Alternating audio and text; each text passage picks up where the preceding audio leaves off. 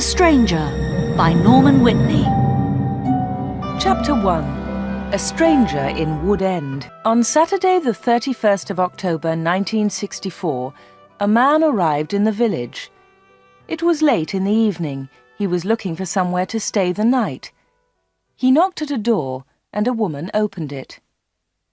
"Good evening, madam," the man said. "I'm sorry it's so late, but can you help me, please? Is there a hotel in this village? I want to stay here tonight." The woman laughed. "A hotel? Here in Wood End? No, sir, I'm afraid there isn't." "What a pity," said the man. "I'm a stranger here, and I want to see your village tomorrow." The stranger was very polite. He was tall and had dark hair, and he had strange green eyes. "Perhaps Mrs. Harrison can help you," the woman said. "She has a room. Perhaps you can stay with her. Wait a minute, I'll get my coat and I'll take you there." The woman took the stranger to Mrs. Harrison's house. Mrs. Harrison gave him a room for the night. He was very glad. It was the last night of October, and it was cold. The next day was Sunday. The man looked round the village. He was very interested in the history of the village. He met some of the villagers and asked them their names. But he did not visit the church. That was unusual. The church in Wood End was the most beautiful building in the village. But the stranger was not interested in it. He did not go to church that night with all the villagers. It was the first Sunday evening of November. When the villagers came out of the church, the man had gone. They had all liked him. The ladies had thought he was very good-looking. A few weeks later he came back. It was the first Sunday in December. The villagers were coming out of church. It was cold and dark. "Hello," he said. "I'm back again. It's nice to see you all once more." His next words surprised everyone. "Perhaps you can help me," he said. "I'm looking for a house. I want to buy a house here." "Here?" someone said. "But why here? There's no work in Wood End for a young man. All the young people leave the village. They find work in Whitney, the nearest town." "I'll get a job somewhere," the stranger said. "Perhaps in Whitney." Then one of the villagers told him about old Mr. Smith's house. Mr. Smith had died in the summer. His house was empty. It was for sale. The house was on the corner of Main Street and Church Lane. "I'll ask about the house tomorrow," said the young man. "Perhaps I'll be lucky. Goodbye. I'll see you soon." The villagers watched him leave. They all saw his car. It was very big and luxurious. He looked rich. A few days later, Mr. Smith's house was sold, and in the middle of December the young stranger arrived. He moved into the house and worked very hard. He fixed the roof, he repaired broken windows, he painted and decorated, he changed the whole house. But there was a big surprise for the villagers. On the morning of Monday the 21st of December, they saw a big sign on the front of the house, and on the sign were these words: "The Corner Shop, Proprietor Dave Slatin." Chapter 2. The Village Meeting. The villagers could not believe it. A shop in Wood End. Everybody talked about it. There was once a shop in Wood End, but it had closed 20 years ago. Some people wanted the shop, but others did not. The villagers met in the evening in the village hall. Everybody was there. Everybody was interested in the new shop. "The corner shop is a good idea," someone said. "We need a village shop. We won't need to go to Whitney." Then Mrs. Harrison spoke. She liked the stranger, Dave Slatin. "I agree," she said. "A village shop is a good idea. It's too quiet here. Wood End needs a shop." "Nonsense," said Miss Brown. She was the village school teacher. "Whitney is not far away. There are lots of shops there." Soon everybody was shouting. Then Mr. Hart spoke. He was a very big man with a loud voice. "Listen, everybody," he shouted. "We've never had trouble in this village before. We've always been quiet and happy. Now this shop is causing trouble." "Let Mr. Slayton speak," someone said. "It's his shop. Let him speak." "Ladies and gentlemen," said Dave Slayton, "I don't want to cause any trouble. I'm still a stranger in your village. But I want to be one of you. I want to be your friend. I like the people of Wood End." He smiled, and a few people clapped. They liked him.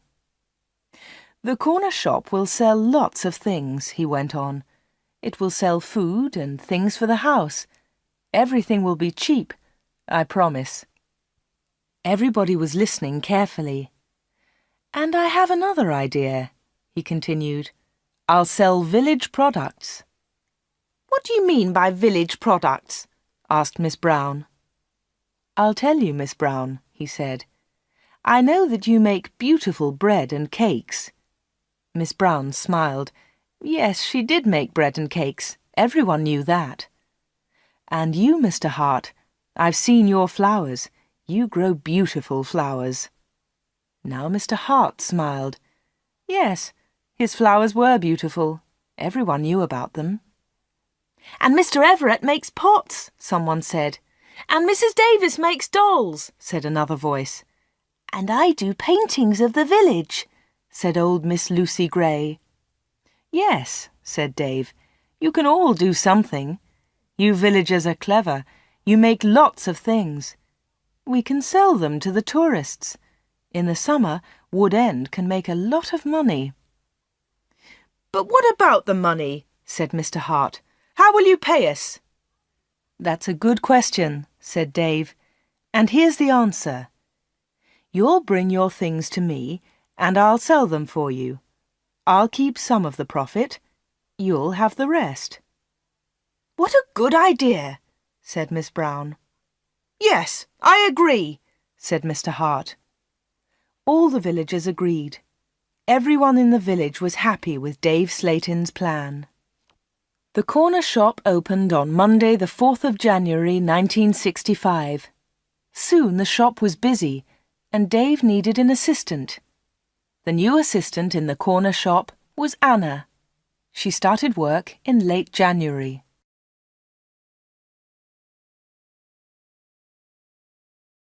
Chapter 3. The Corner Shop. Dave Slayton kept his promises. Things at the shop were good and cheap. "How does he do it?" asked Mrs. Harrison. "It's winter, but he's selling lots of fruit and vegetables, and they're cheap. I never go to Lydney now." The other villagers agreed. The corner shop was a success, and Dave seemed happy. He paid Anna good wages. Sometimes her friend Peter helped at the shop, and Dave gave him money too. Dave advertised in newspapers, and the village products sold well. People from Lydney came to the corner shop.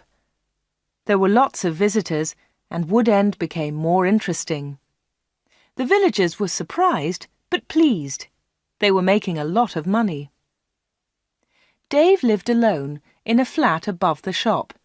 He was very popular in the village, but no one ever went to his flat. No one ever saw inside it. At the bottom of the stairs there were 2 doors. One led into the stockroom. The other door had a notice on it. "Special orders only. Keep out." The door was always locked. Anna never went into the special orders room. "Why do you lock that room, Dave?" Anna asked one day. "What's in there?" "It's for special orders," he replied. "Big orders." "But you won't get any big orders in Wood End," said Anna. Dave said nothing. He did not want to talk about that room.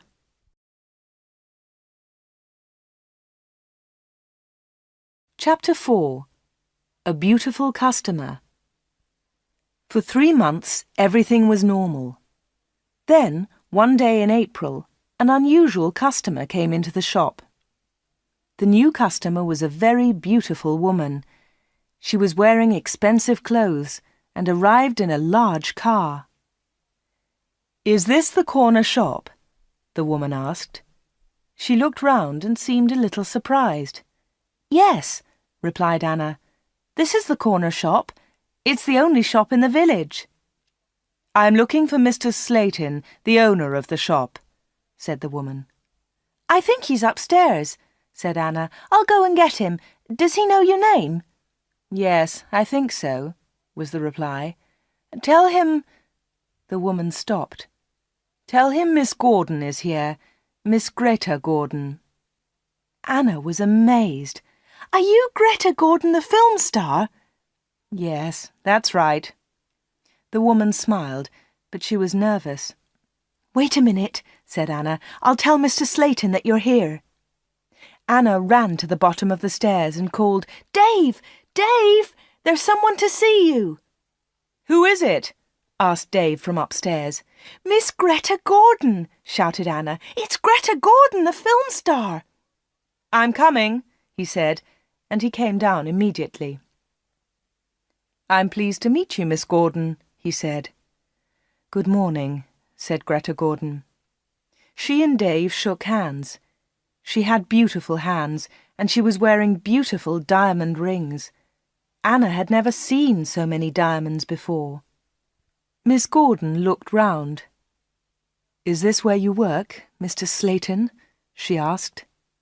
Once again she seemed nervous. "Yes," said Dave. "It's a small place, but it's big enough for me. Please follow me, Miss Gordon." Anna was surprised. Dave and Greta Gordon did not know each other. He did not call her Greta, and she did not call him Dave. He seemed to be in a hurry, and she seemed to be frightened. Anna watched them. Dave and Greta Gordon went to the back of the shop and into the special orders room. Greta Gordon was a special order customer. Anna thought that was very strange. She wanted to tell someone about Greta Gordon. Anna loved films. She wanted to tell Peter about the film star, but she had to stay in the shop. 10 minutes later, Greta Gordon came out of the special orders room. Dave went straight upstairs, and Greta Gordon came to the front of the shop. The film star looked terrible. She was pale. She was crying. Her eyes were red with tears. "What's wrong?" asked Anna. "Can I help you, Miss Gordon?" "No, thanks. I'm all right," said Greta Gordon. "Do you want to sit down?" said Anna. She got a chair, and the film star sat down. "Shall I get the doctor?" said Anna.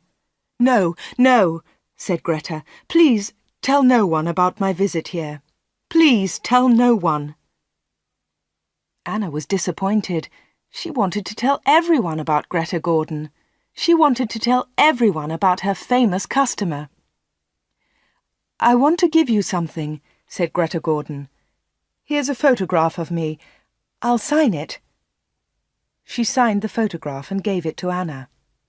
"Please keep this," said Greta, "and please keep our secret. Please don't tell anyone." "All right," said Anna. "I promise." The film star kissed Anna. She held Anna's hands. What a beautiful woman, thought Anna, and what beautiful hands. Then Anna noticed something. The diamond rings were gone.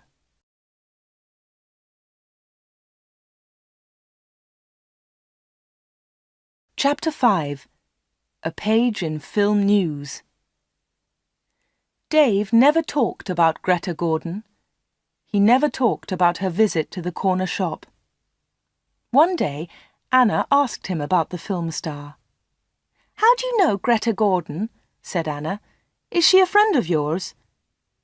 "I don't want to talk about her," Dave replied.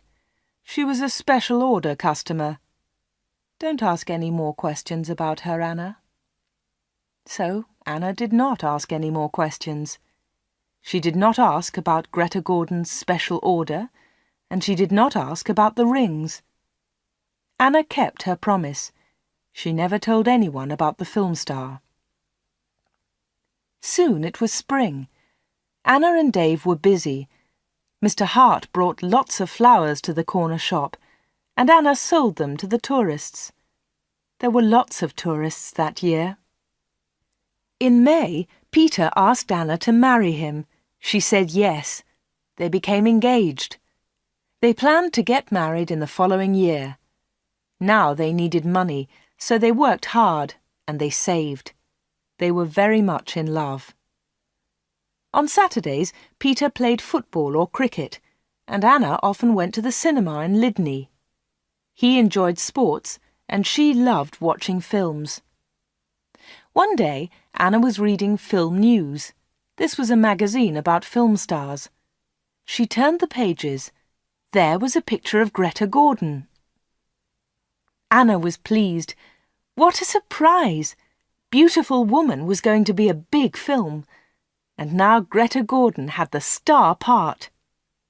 Anna wanted to tell Peter about Greta, but she kept her promise. She did not tell anyone. But she did show Film News to Dave Slayton. "Look, Dave," she said, "here's a story about Greta Gordon. Isn't it great? She's got the big part in Beautiful Woman." Dave looked at the magazine. "Greta Gordon will star in Beautiful Woman." The star of Beautiful Woman was Joanna Lee, but Miss Lee has broken her arm.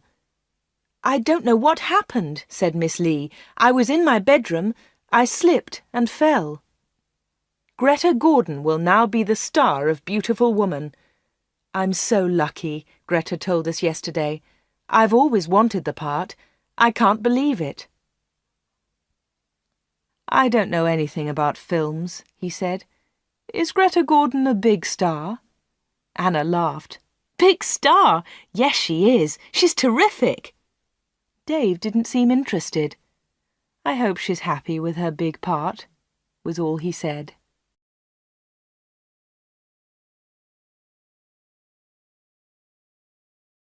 Chapter 6. A Quick Kiss. Summer tourists were arriving in Wood End. The weather was beautiful and the shop was doing well. But Anna was not very happy. She often thought about Greta Gordon's visit. Why had she come to see Dave? What had happened to the diamond rings on her fingers? There was another problem. Anna loved Peter and she was going to marry him. But she liked Dave too. Dave was older, but she liked him. All the women liked him. But Anna was very close to him all day. In the daytime, Anna was with Dave. In the evening, she was with Peter. Anna was living two lives. One life was with Dave, the other life with Peter. Then one Friday, Dave surprised Anna. "What are you doing tomorrow?" he asked her. "Would you like to spend the day with me? We can go anywhere you like. We can go in my car." "I'm sorry, Dave," said Anna, "but Peter wouldn't like it." "Don't be silly," said Dave. "We won't go far. I'll close the shop at lunchtime, and we can go to Lydney." Anna wanted to go with Dave, but she was worried about Peter. "Don't worry about Peter," said Dave. "He's always busy on Saturday." Anna thought for a moment. "All right," she said. "You take me to the best cinema and to the best restaurant. Then I'll come with you." "Of course," laughed Dave. "Anything you want, Anna." So the next afternoon, Dave and Anna went together to Lydney. They had a good time. Dave bought Anna a new, expensive dress.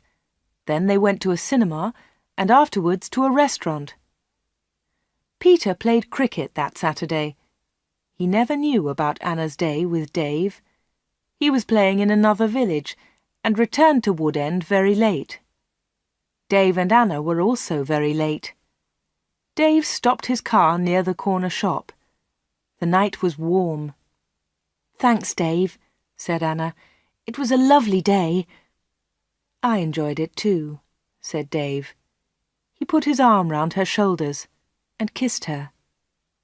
It was a quick kiss, but for Anna, it was wonderful.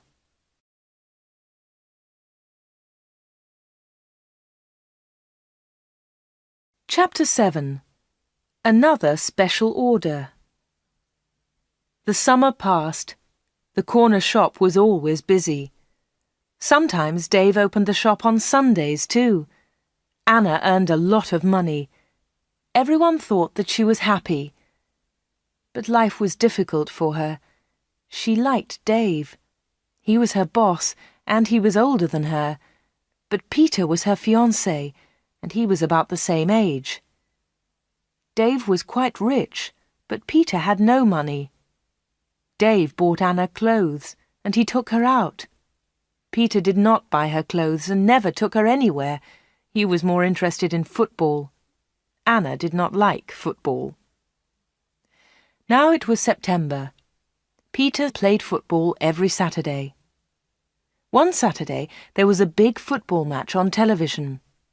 Mr. Hart had the biggest television in the village, and he invited some people to his house. He invited Peter and Anna. On Friday, the day before the match, Anna was working in the shop all day. At 5 o'clock, she locked the shop door. 2 minutes later, the bell rang, and Anna went to the door. There was a young man outside. He was carrying a small case. "Hello," she said. "Can I help you?" "I hope so," said the young man. "I want to see Mr. Slayton." "I'm afraid that the shop is closed now," said Anna. "We're open tomorrow morning." "But I've got an appointment," said the young man. Then Dave spoke behind Anna. She hadn't seen him. "Yes, I've been waiting for you," said Dave. "You're late." "I'm very sorry, Mr. Slayton," said the young man. Never mind, said Dave rudely. His rudeness surprised Anna. The young man seemed afraid. "But can you see me now?" he asked. "Yes," said Dave. "Come in." Dave turned to Anna. "Anna, it's after 5 o'clock. You can go home now." "I won't be long," said Anna. Dave was angry. "Hurry up and go home," he said. But Anna wanted to stay. She wanted to know about the young man. The young man followed Dave to the back of the shop and into the special orders room. Another special order, another special customer. Anna waited. But soon it was 5:30. Anna put her coat on and left the shop. She closed the door very loudly. Then she went round the corner and waited. Soon there was a noise. The young man was leaving the shop. Anna could not see him, but she could hear him. He was speaking to Dave. "Are you sure?" said the young man. "What do you mean?" asked Dave. "Is this the only way?" said the young man. "Yes, it is," said Dave. "Don't worry, everything will be all right. Goodbye." Anna heard the shop door close. She came round the corner and saw the young man. He was walking quickly to his car. Anna noticed immediately that he was not carrying his case. She followed him. "Excuse me," she said, "you've forgotten something. You've left something behind." The young man turned round. Anna stopped. Suddenly she was frightened. The young man's face was white. It was white with fear. "Please go away," said the young man. "Leave me alone. I want to go home. Leave me alone." He got into his car and drove off. Anna stood in the street and watched him. She was thinking. Why had the young man come to the corner shop? What was his special order? And why had he left his small case with Dave Slayton? Chapter 8. The Football Match. The next day was the day of the big football match. Mr. Hart had invited about 10 people. Anna did not watch the game. She was helping Mrs. Hart in the kitchen. They were making tea. It was a good game, and everyone was enjoying it. At half-time, Peter went into the kitchen. "Why don't you come and watch the match, Anna?" he said. It's really good. Come on. Anna laughed. No, thanks, she said. I'm helping Mrs. Hart. Look, here's the tea. Can you take it in to the others? OK, said Peter. It's a terrific match.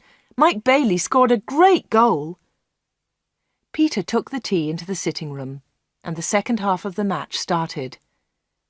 The second half was very exciting. Mike Bailey scored another goal after 20 minutes. The score was 2-0. Then the other side scored 2 quick goals. It was 2-2.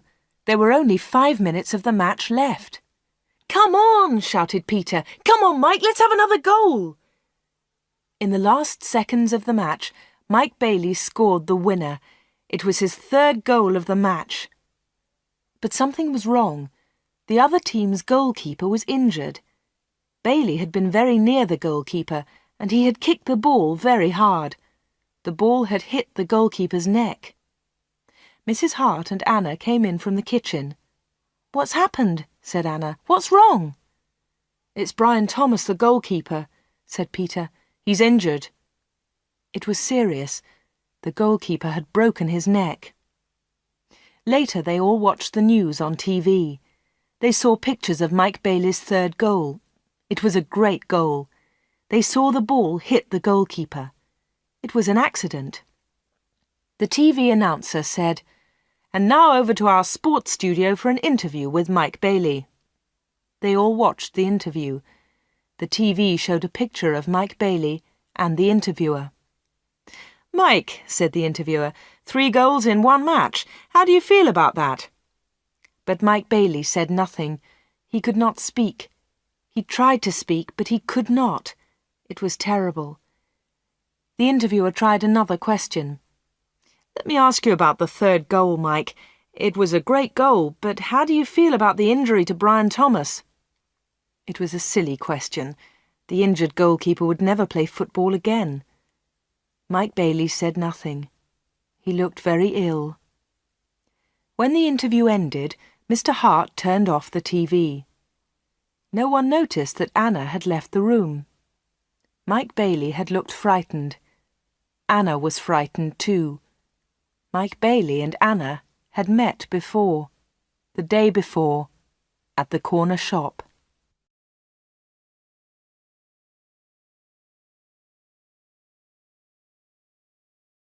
Chapter 9. A Secret Weekend. Anna did not know what to do. She was only 17, but sometimes she felt much older. She wanted to ask Dave about Mike Bailey and Greta Gordon. She wanted to know about special orders. She decided to wait. One day, Dave and Anna were alone in the shop. "How's Peter?" asked Dave. "He's fine, thanks," said Anna. Dave smiled. "Is he still playing football?" "Of course he is," said Anna. Dave laughed. "You don't see him very much, do you, Anna?" "I see him 3 or 4 times a week," said Anna. "What about weekends?" Dave asked. Anna replied quickly, "I don't see him much at weekends. He plays football then." "When are you getting married?" asked Dave. "I don't know," she replied. "We haven't decided yet. Perhaps next year." "That's a long time."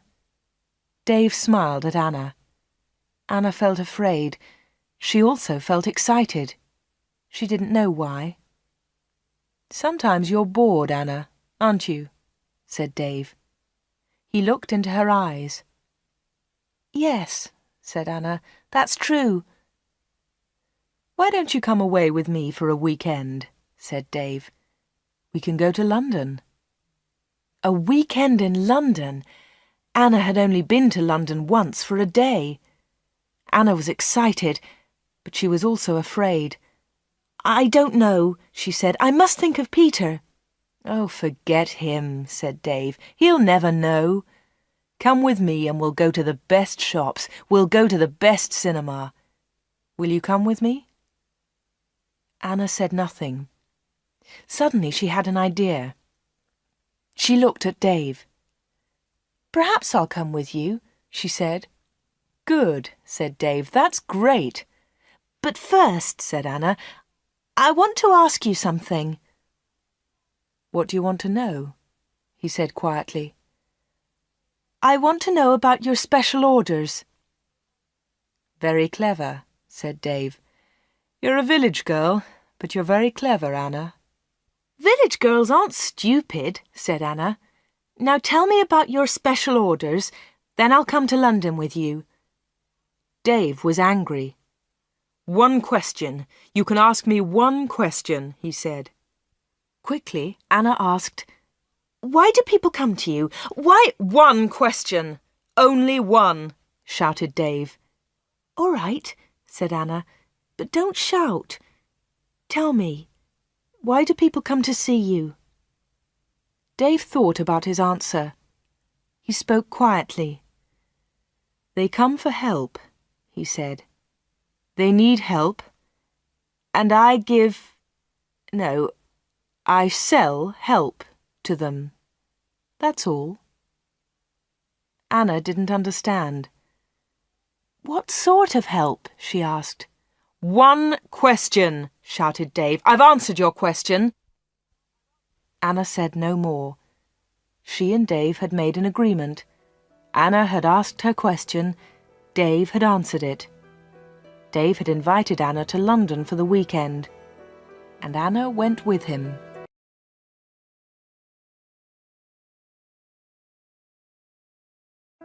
Chapter 10. A Quarrel. Anna enjoyed the weekend. They arrived in London late on Friday evening and stayed at a big hotel. On Saturday they went shopping, and in the evening they went to a cinema. On Sunday they went to a park. They came back to Wood End on Sunday evening. It was the last Sunday in September. On Monday, Anna went to the shop. It was not so busy now. Summer was over. Most of the customers were villagers. It was a cold autumn. On Monday evening, Peter came to see Anna. "Hello," said Anna. "Did you win on Saturday?" "No," said Peter. "We didn't win, and I didn't play." Anna was surprised. "You didn't play? Why not? What was wrong?" "I didn't feel very well on Saturday morning. I stayed in Wood End. I was in the village all weekend." Anna's face was red. Her voice was quiet. "Are you feeling better now?" she asked. "No," said Peter, "and you know why." Anna tried to look surprised. "Me?" she said. "Oh, Anna," said Peter, "you know what's wrong. It's you and Dave Slatin." "What do you mean, me and Dave Slatin?" said Anna quickly. "You went away with him on Friday evening. Someone saw you in Dave's car." Anna tried to explain. "Oh, it's nothing," she said. "Dave and I went—" "Shut up," said Peter. "I don't want to know, Anna. Don't talk about it." "But Peter," said Anna. Peter didn't listen. "I know he's got a lot of money. He can take you to places. He's from a big city. I'm a poor village boy, Anna. But you must choose. You must choose between Dave and me. You can't have both of us." "I know that, Peter," said Anna, "and I don't want both of you. But listen, Peter, I want to tell you about Dave. There's something very strange about him." "Dave, Dave, Dave," Peter shouted. "You talk about him all the time. I don't want to hear his name again." Peter turned round and walked out of the room. He left Anna's house. Now Anna was alone. She was very unhappy. She wanted to talk to Peter. She wanted to tell him about Dave. She wanted to tell him about Greta Gordon and about Mike Bailey. But Peter had left her. Chapter 11. Arthur Reisman. It was October. It was cold and wet. Anna was not very busy at the shop. She was very unhappy. She was a different girl. She seemed older. She didn't go out much. She looked ill. Most of the villagers knew that Anna had quarrelled with Peter. They also knew that she had been to London with Dave. But no one was able to help Anna. She did not talk to anyone. Before, she had been a happy, smiling girl. Now she was sad and lonely. She went to the shop every day. She was waiting for another special customer. Anna did not wait long. It was the middle of the month. Anna was alone in the shop. It was almost lunchtime. A middle-aged gentleman came in. He was a big man with a very large moustache. He was well dressed, and he was carrying a large briefcase. "Good morning, miss," he said politely. "Good morning, sir," said Anna. "Can I help you?" Anna was very polite too. She was interested in this man. "I'm looking for Mr. David Slayton," said the man. Anna smiled. "Are you a salesman?" she asked. She knew that he was not a salesman. He didn't look like a salesman, but she wanted to talk to the man.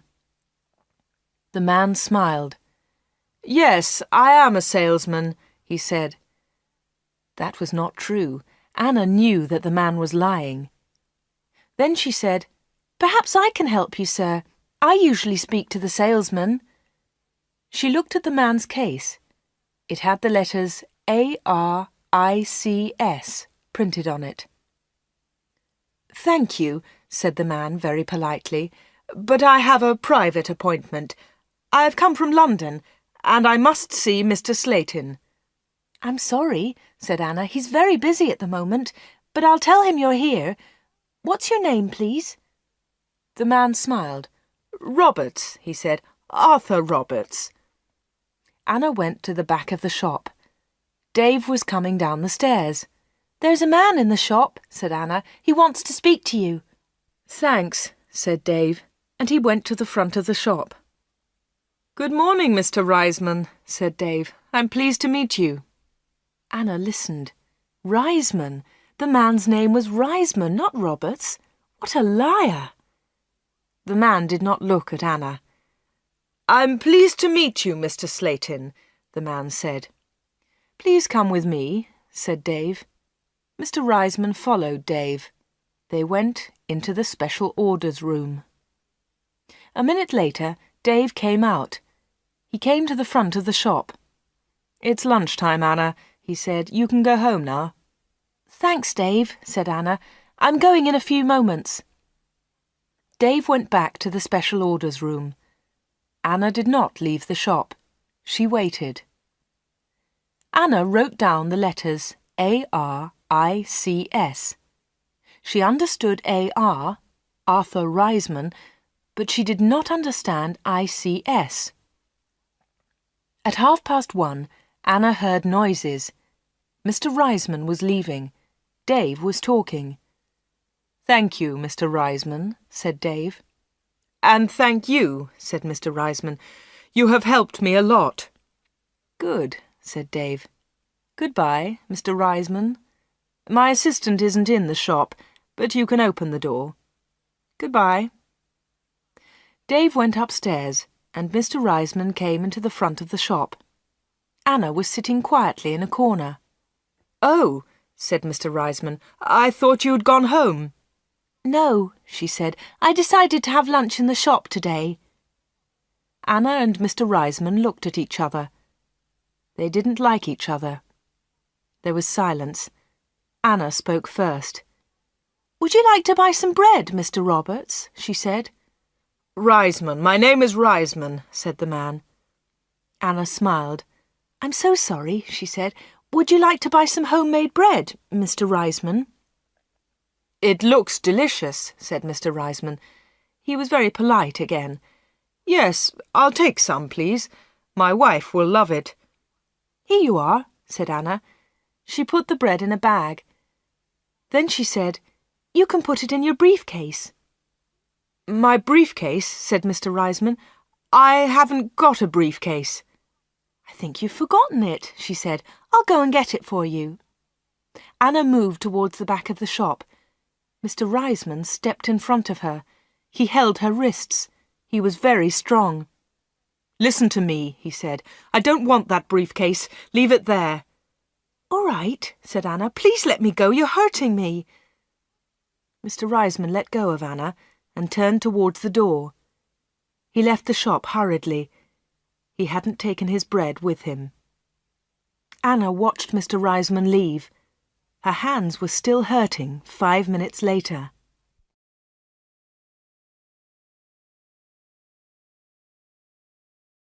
Chapter 12. Anna waits for news. Anna waited for some news about Mr. Reisman. She remembered Greta Gordon. The film star had visited the corner shop. Later there was news about her in a magazine. Mike Bailey had visited the corner shop too. Later there was a lot of news about him on TV. And now Mr. Reisman had visited the corner shop. Anna was waiting for some news about him. All 3 visitors had been special customers. They had all seen Dave. They had all been in the special orders room. And they had all left something with Dave. Greta Gordon had left her diamond rings. Mike Bailey had left his case. Mr. Reisman had left his briefcase. Anna wanted to find out more about the 3 special customers. She thought about Mr. Reisman. His case had the letters ARICS on it. She understood AR, but what was ICS? Perhaps Mr. Reisman was a businessman and ICS was his company. Anna looked in the newspapers, but she didn't find anything about ICS. She read the magazines. She listened to the radio. She watched TV. But there was nothing about ICS. Anna heard nothing. She saw nothing. Then she had an idea. She decided to go to London and find Arthur Reisman. It was a Friday. Early in the morning she left a note for Dave. She took the note to the shop. "Dear Dave," it said, "sorry I can't come in today. I'm going to Lydney. I'm buying some things for my wedding. Anna." The note did not tell the truth, but Anna didn't care. Anna took a bus to Lydney and then caught a train to London. She got to Paddington Station at midday. She got off the train and looked for a telephone box. The telephones were near to the entrance to the station, but the boxes were all full. She stood and waited. Then Anna saw the letters ICS. There they were. They were on a huge advertisement. Anna had found the answer to her problem. International Computer Services, ICS. Perhaps that was Mr. Reisman's company. Soon one of the phone boxes was empty. Anna rang the number, 222-8959. "ICS, can I help you?" said a woman's voice. "Yes, please," said Anna. "I want to speak to Mr. Reisman, Mr. Arthur Reisman. I think he works at ICS." The woman laughed. "Works here? Yes, he does," she said. "He's the vice chairman of the company. Wait 1 moment, please. I'll get his secretary." Then there was another woman's voice on the phone. "Mr. Reisman's secretary, can I help you?" "Yes, please," said Anna. "I'd like to speak to Mr. Reisman." "Who's calling, please?" said the secretary. "Mr. Reisman doesn't know my name," Anna replied. "Is Mr. Reisman expecting your call?" the secretary asked. "No, he isn't," said Anna. "I'm afraid he can't speak to you now," said the secretary. "He's at a meeting now, and he's flying to Switzerland in an hour's time." "But I must speak to him for a few minutes," said Anna. The secretary became annoyed. "That's impossible," she said, "but I can take a message." "No, thanks," said Anna. "I'll call again next week. Will Mr. Reisman be back then?" "Yes, he will," replied the secretary. "Goodbye." And she put the phone down. Anna had found Mr. Reisman's company, but she hadn't spoken to him. Anna spent the afternoon in London. She went to see a film, then she had tea in a small cafe near Paddington Station. Her train left London at 6:30. She bought an evening newspaper and got on the train. Anna was tired, but she felt happy. After a few minutes, she looked at her newspaper. Anna was waiting for some news. There it was, on the front page. "Private plane crash near London. 6 dead, all from ICS. 6 people were killed this afternoon in a plane crash at Enfield near London. The plane was flying to Switzerland. The passengers were all from International Computer Services, ICS. Among them was Mr. Alfred Gluck, the chairman of ICS. Mr. Arthur Reisman, vice chairman of ICS, told us, "I'm lucky to be alive. I was at a meeting today. The meeting went on for a long time, and I didn't catch the plane." Mr. Reisman will probably be the new chairman of ICS.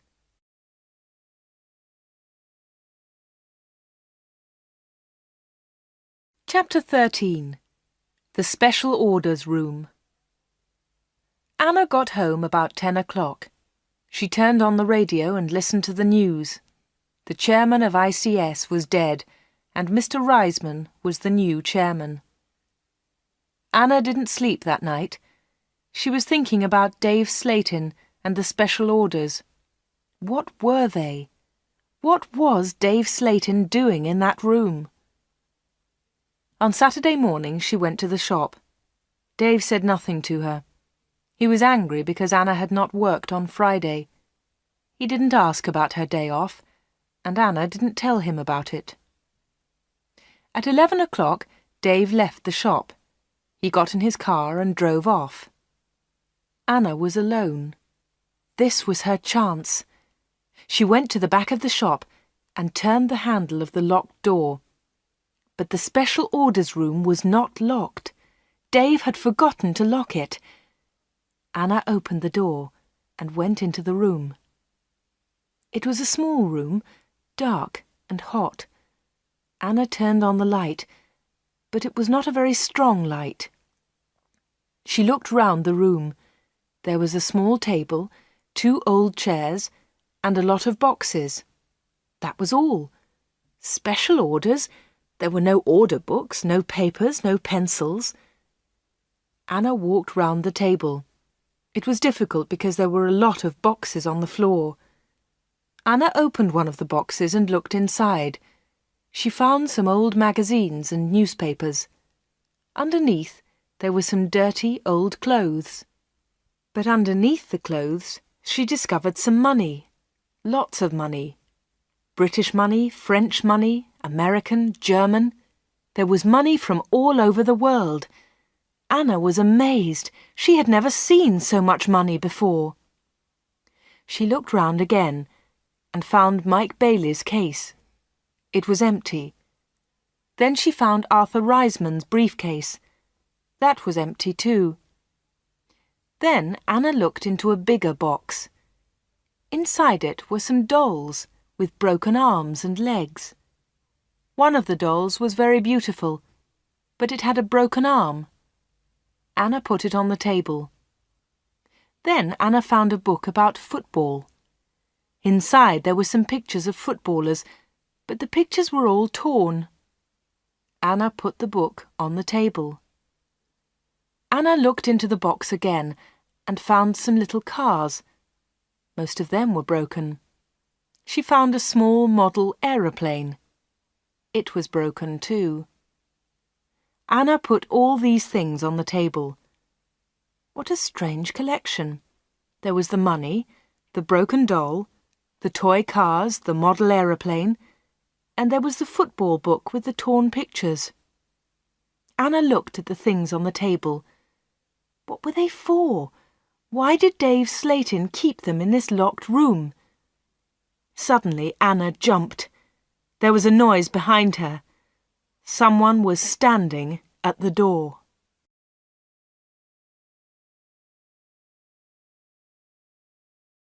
Chapter 14. The Special Customers. "What about the diamond rings?" said a voice. It was Dave Slayton. He was laughing. "I left the door open for you," he said. "I wanted you to go into this room this morning." Anna was frightened, but she tried not to show her fear. "You haven't found the diamonds," Dave said again. Anna remembered Greta Gordon's diamond rings. Were they in this room too? "Here," said Dave. He came into the room and picked up an old box. He took out the rings and threw them on the table. "They aren't yours," said Anna. "They belong to Greta Gordon." "They belong to me," laughed Dave. "She gave them to me." "But why?" asked Anna. "Why? Why did Greta Gordon give you those diamonds? And all this money? Who gave you the money?" "My special customers," said Dave. "My special customers gave me the money. It's mine now." "Mike Bailey and Mr. Reisman gave you all this money?" asked Anna. "Yes," said Dave. "You have seen some of my special customers, not all of them." "But why do they come?" Anna asked again. "These people come to me for help," replied Dave Slayton. "I help them, and they pay me." "But how do you help them?" asked Anna. Dave Slayton picked up the beautiful doll with the broken arm. "Do you remember Joanna Lee?" he asked Anna. Anna thought for a moment. "Joanna Lee?" she said. "Yes, of course I remember her. She's the actress who broke her arm. Greta Gordon got her part." "That's right," said Dave Slayton. "This doll is Joanna Lee." Anna felt more afraid. What kind of man was Dave Slayton? Dave Slayton pointed to a torn photograph in the football book. "Who's that, Anna?" he asked. Anna remembered the face. She had seen it on TV. "Brian Thomas," she replied. "He's a goalkeeper." "He was a goalkeeper," said Dave Slayton. Anna was terribly frightened now. Dave Slayton was an evil man. Dave Slayton moved close to Anna. He picked up the broken aeroplane. "And what do you think this is?" he asked Anna. Anna knew the answer, but she was too afraid to speak. Dave Slayton took Anna's arm and held it tightly. Anna tried to move away. Dave Slayton laughed and held Anna more tightly. "Listen, Anna," he said quietly. "I want you. I need you. Marry me, Anna. Don't marry Peter. Marry me." "No, no," she cried. "Let me go! Let me go!" "But Anna, you still don't understand," said Dave Slayton. "I have strange powers. I can give you everything you want." He looked into Anna's eyes. "And my children will have these powers too," he continued. "I will give you money and diamonds, and you, Anna, you will give me children." Anna was terrified now. She kicked Dave Slayton very hard, and he let go of her hand. Anna moved quickly. She ran out of the special orders room, through the front of the shop, and out onto the street. She ran all the way home.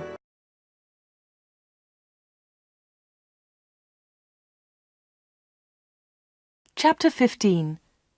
The 31st of October. When Anna got home, she felt terrible and went to bed. In the evening, Peter came to see her, but Anna was ill in bed. "I'll come and see Anna tomorrow," Peter told Anna's mother. Again, Anna did not sleep all night. The next day, Sunday the 31st of October, was a terrible day for Wood End. Anna stayed in bed. She had a fever, and her mother phoned the doctor. The doctor came immediately. "Anna's very ill," said the doctor to Anna's mother. "I'm worried. I don't know what's wrong with her. I'll come back again tonight." That afternoon, Peter came to Anna's house. He tried to speak to Anna, but she was too ill. He sat quietly beside her bed. At about 7 o'clock, Peter heard shouting in the street. He went to the window and looked outside. People were running and shouting, "Fire! Fire! Fire! There's a fire at the corner shop!" Peter ran out of Anna's house and into the street. There was a big fire on the corner. The shop was in flames. Nobody could see Dave Slayton. "His car's here," said Mr. Hart. "Dave must be inside." Then the villagers saw him. He was standing at an upstairs window. "Jump, Dave!" they shouted. "Jump! Save yourself!" But Dave did not move. He was standing at the window, and he was laughing. Some of the women in the street started screaming. Mr. Hart tried to run into the shop, but the others pulled him back. Flames were leaping up from the shop. The flames reached Dave Slayton. The villagers saw that he was still laughing. That was the last time they saw him. The flames hid him completely. No one was able to save him, and no one ever saw him again. Peter went back to Anna's house. The doctor was in the kitchen, talking to Anna's mother. Suddenly, there was a scream. They ran upstairs to Anna's room. Anna was dead.